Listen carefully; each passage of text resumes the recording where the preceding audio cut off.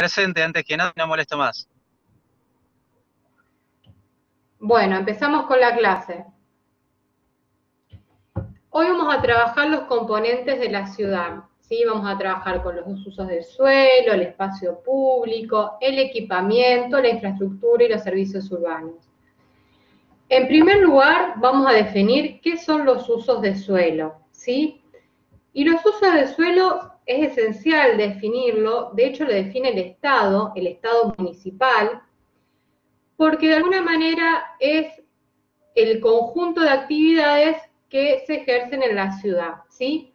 Entonces, el Estado, generalmente la Secretaría de Planeamiento, tiene que regular esto para que no haya incompatibilidad de usos, y esto lo hace a través de un instrumento escrito, un documento que es el Código Urbano, ¿sí? Que es donde se determina el uso y el destino de cada zona y cada calle, sea pública o sea privada, ¿sí? Siempre está toda la ciudad de alguna manera sectorizada en los distintos usos. Esto lo que logra es evitar la proliferación de determinadas actividades en ciertas áreas, por ejemplo, actividades industriales con residenciales que no son compatibles, bueno, otras incompatibilidades, por ejemplo, viviendas en áreas inundables o sobre la barranca, y también para la provisión de actividades contaminantes, entre muchas otras más. Cuando ustedes vean el Código Urbano de Rosario, van a ver 5 usos predominantes. El uso residencial, que se divide en la vivienda individual o colectiva cuando es más de una vivienda, puede ser un departamento de pasillo, puede ser un edificio, puede ser un barrio abierto, un barrio cerrado, ¿sí? Comercial y oficinas, esto es muy sencillo, son actividades cotidianas y ocasionales. También está la industria, que está si bien pesada, liviana y ligera. Generalmente la ligera o la liviana es compatible con el uso residencial, mientras que ya la pesada tiene que estar en una zona propiamente industrial, como un parque industrial, ¿sí? En Rosario está dividido en distritos industriales. Hay un programa que es el PRODESI, que es el Programa de Suelo Urbano, y que, bueno, define las distintas zonas para actividades industriales y depósitos. También están los usos administrativos, que es público, privado, que tiene más que ver con, por ejemplo, las oficinas de la municipalidad, o cuestiones administrativas de, no sé, de obras sociales y demás. Y después tenemos las infraestructuras, equipamiento y servicios, que lo vamos a desglosar más adelante, ¿sí? Los usos pueden darse en la ciudad de dos formas. De forma exclusiva, que es cuando en un sector se encuentra la misma actividad, ¿sí? Es monofuncional. Acá esta idea era la idea del movimiento moderno, hacia los años 60, que acá lo que se trataba era evitar molestias de proximidad, ruidos e incompatibilidades de uso.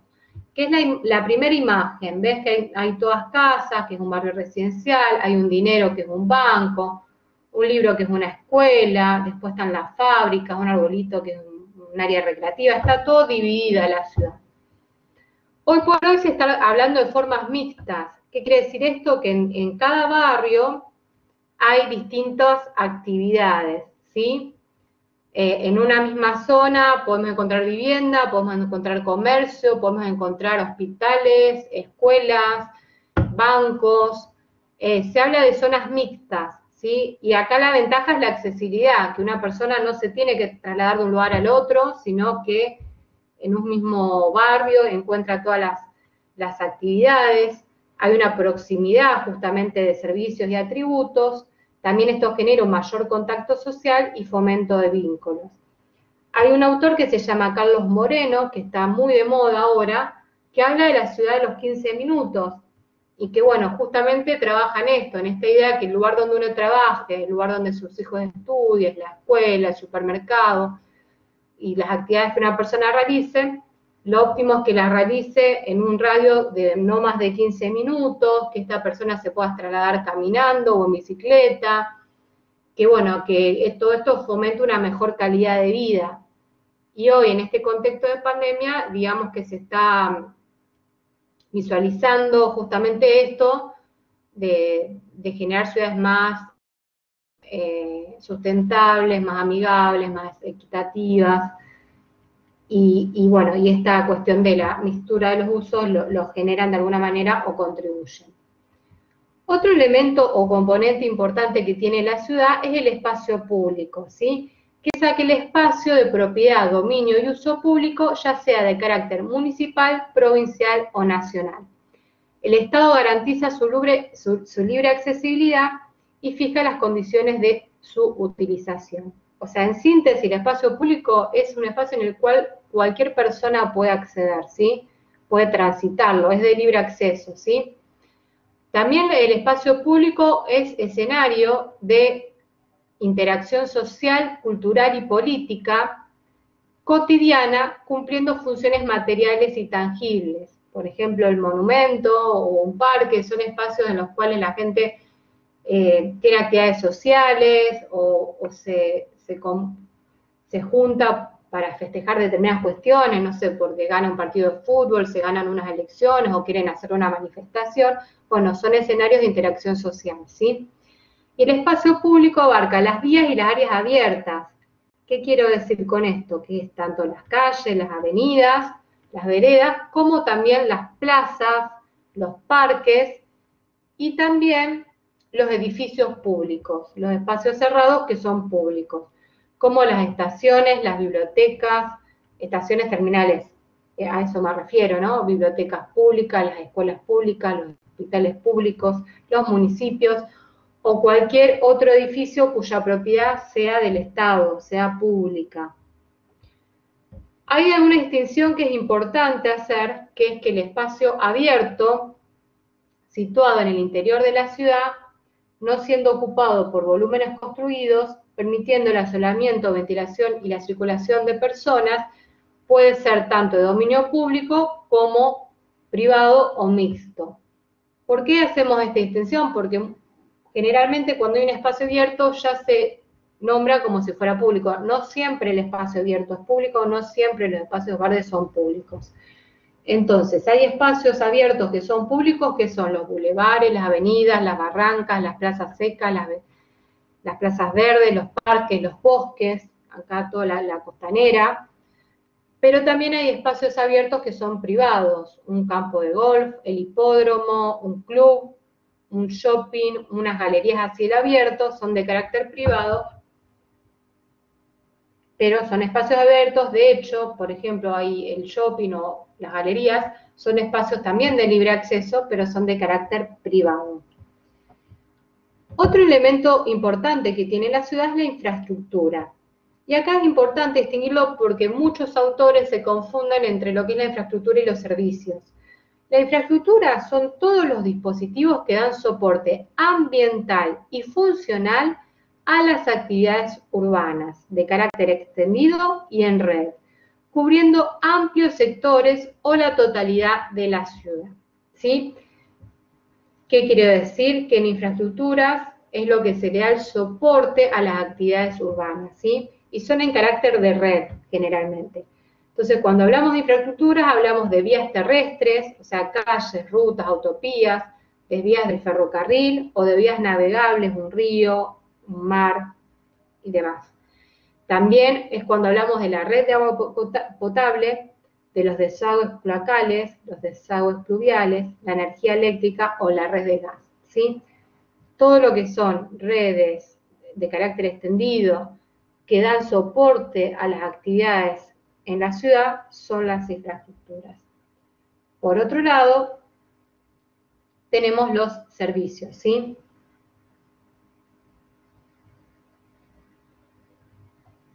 Que lo vamos a ver más adelante. Ahora, dentro de esta infraestructura vamos a ampliar el tema del transporte y el uso de la tierra, que está relacionado de manera directa.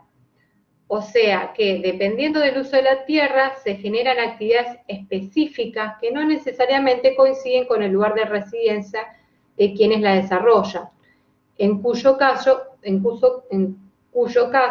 se deben trasladar. Una jornada puede ser dividida entre el tiempo gastado en actividades y el tiempo gastado viajando desde y hacia ese lugar. Es decir, que cuando hablamos del transporte, se lo analiza o se lo estudia como una demanda indirecta, dado que carece de un fin en sí mismo, pero es necesario para desarrollar las actividades en el sitio de destino, ¿sí? De hecho, cuando uno calcula las horas de trabajo en las grandes ciudades, se suma el tiempo que tardan las personas en trasladarse, porque a veces 1 hora, 3 horas en todo el día, ¿sí? Es un gasto, esto es un gasto que también hay que calcularlo, tanto en el gasto del transporte en sí mismo como el gasto del tiempo en los cuales una persona no está produciendo, ¿sí? La agrupación de una variedad de actividades dentro de la misma zona terrestre minimiza la necesidad de transporte, esta idea que veníamos hablando de la ciudad de los 15 minutos, de la mixtura de los usos de suelo. Por el contrario, la organización por zonas de actividades exclusivas las aumenta. Si una ciudad está dividida en una zona netamente residencial, otra zona que es universitaria, otra zona que es de hospitales, servicios, otra zona que es comercial, otra zona que es industrial, el tiempo que lleva una persona en trasladarse para ir a trabajar, para ir a su casa, para llevar a sus hijos a la escuela, para llevarlos al médico, al hospital, es un tiempo muy extenso. Por eso se está trabajando en esta idea de los barrios mixturados. Ahora bien, ¿a qué denominamos transporte? Es el medio de traslado de personas o bienes de un lugar a otro y resulta una actividad fundamental dentro del desarrollo de la humanidad. Una imagen que, bueno, el transporte cada vez se va renovando. Y el transporte cuenta con 4 elementos claves para una infraestructura, que es lo que nombramos antes, que es la red, en este caso son las vías, las calles, las avenidas, las vías de ferrocarril, un canal, un aeródromo. El vehículo, que es el que permite el traslado rápido, la bicicleta, el automóvil, el autobús, el barco, el avión, y un operador, que es la persona que lo va a conducir. También unos servicios que permiten que la actividad se lleve a cabo de forma segura, como son los semáforos, las barreras de tren, las sendas peatonales y demás. Todos los elementos que necesitamos para que sea segura. Ahora, el transporte se divide en medios, que son 4. Podemos tener un medio aéreo, un medio terrestre, un medio férreo y un medio navegable. Y en los modos, que son todas las combinaciones posibles entre los medios y los vehículos. Cada medio de transporte puede tener varios modos, ¿sí? Según los tipos de transporte que utilice.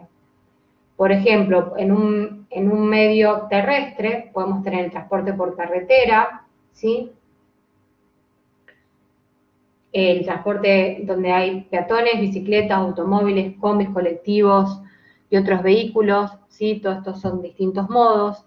En un transporte por ferrocarril podemos tener material rodante sobre vías, en un transporte por vías navegables puede ser marítimo o fluvial, en un transporte aéreo puede ser helicópteros o diversas aeronaves, y a la vez lo que se está hablando es del transporte combinado o intermodal, que es cuando se utilizan 2 o más modos diferentes de transporte realizando transbordos, ¿sí?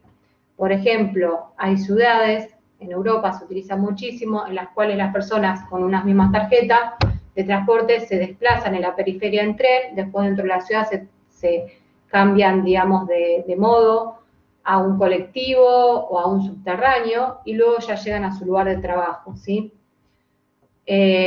Otras distinciones que podemos ver dentro del transporte es cuando hablamos de transporte público o transporte privado, dependiendo de la propiedad, y del transporte de cargas y el transporte de pasajeros. En urbanismo nos interesa más el transporte de pasajeros porque es lo que interviene en el desarrollo de la ciudad. Otro elemento importante a definir dentro de las componentes de la ciudad son los equipamientos. ¿Qué son los equipamientos? Son el conjunto de edificios y espacios destinados a dar servicios especiales a la población donde se realizan actividades comunitarias, ¿sí?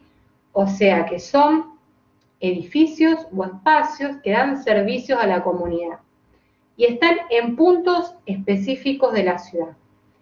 Podemos hablar de 7 tipos de equipamientos. El equipamiento educacional, que son los jardines de infantes, las primarias, las secundarias, las universidades, terciarios. Equipamientos de salud, clínicas, consultorios, hospitales, sanatorios. Equipamientos comerciales, los grandes mercados, los shopping, las galerías. equipamientos culturales, las bibliotecas, los museos, los teatros, los centros sociales, equipamientos recreativos, parques, ferias, plazas, cines, equipamientos deportivos, las canchas de fútbol, los centros deportivos, los estadios, y equipamientos de transporte, que es cuando hablamos de las terminales, de ferrocarriles, aeropuertos, terminales de ómnibus, ¿sí? En sí, el área central de Rosario y generalmente las áreas centrales de las distintas ciudades son las que brindan mayor equipamiento y de cobertura de infraestructuras. Bueno, como les decía anteriormente, algunos autores se confunden o mezclan estas nociones de servicio de infraestructura. Habíamos dicho que las infraestructuras eran estas redes de agua, de luz, de gas, de cloacas, de electricidad, que son de soporte para las actividades de la comunidad, mientras que los servicios requieren actividades humanas y asistencia tecnológica continua, además del soporte que le brindan las infraestructuras y los equipamientos. Entonces, los servicios son actividades humanas y asistencia tecnológica continua, ¿sí? También para actividades de la ciudad. Y acá es donde se encuentra la recolección de residuos urbanos, el transporte público, el servicio de transporte público, el servicio de telefonía e internet, el servicio de seguridad, también entraría el servicio de alguna emergencia de salud, también podría ser. Esta es una imagen de la disposición de las distintas categorías de infraestructura, equipamientos y servicios, en las cuales vemos que las infraestructuras son más el tipo de red, los equipamientos son juntos en la trama urbana y los servicios son por áreas de cobertura, ¿sí? Estas categorías pueden solaparse, como en algunos casos, por ejemplo, el caso de una terminal de un aeropuerto, en la cual es una gran infraestructura urbana, es un equipamiento, porque es un equipamiento, digamos, de transporte, y a la vez es un servicio, digamos, que genera la conexión. Bueno, de esto se está hablando mucho, que es el tema de que tanto las infraestructuras, los equipamientos y servicios se planifiquen o se proyecten de una forma sustentable, ¿sí? Y bueno, las Naciones Unidas viene buscando satisfacer la demanda en un proyecto sustentable. La demanda que se aboca al gran crecimiento de las ciudades, ¿no? Entonces, el desarrollo de infraestructuras, equipamiento y servicios sustentables puede dividirse en tres aspectos que tienen que ver con lo ambiental, lo económico y lo social. Esto implica que su diseño se ajuste a los contextos locales, que brinde servicios eficientes y sea duradero. El cuidado y los riesgos ambientales son trascendentales, pero también los recursos financieros, la vida útil de la construcción, las preferencias y las necesidades de la población, ¿sí? Entonces, se está buscando que esta planificación de los nuevos infraestructuras, equipamientos y servicios tenga aspectos ambientales, económicos y sociales que tienen que ver con los contextos locales, que brinden servicios eficientes y duraderos, y que tengan que ver justamente con estas cuestiones del cuidado y los riesgos ambientales, con los recursos financieros, con la vida útil de la construcción, con las necesidades de la población y sobre todo teniendo en cuenta una mejor calidad de vida de la población, ¿sí?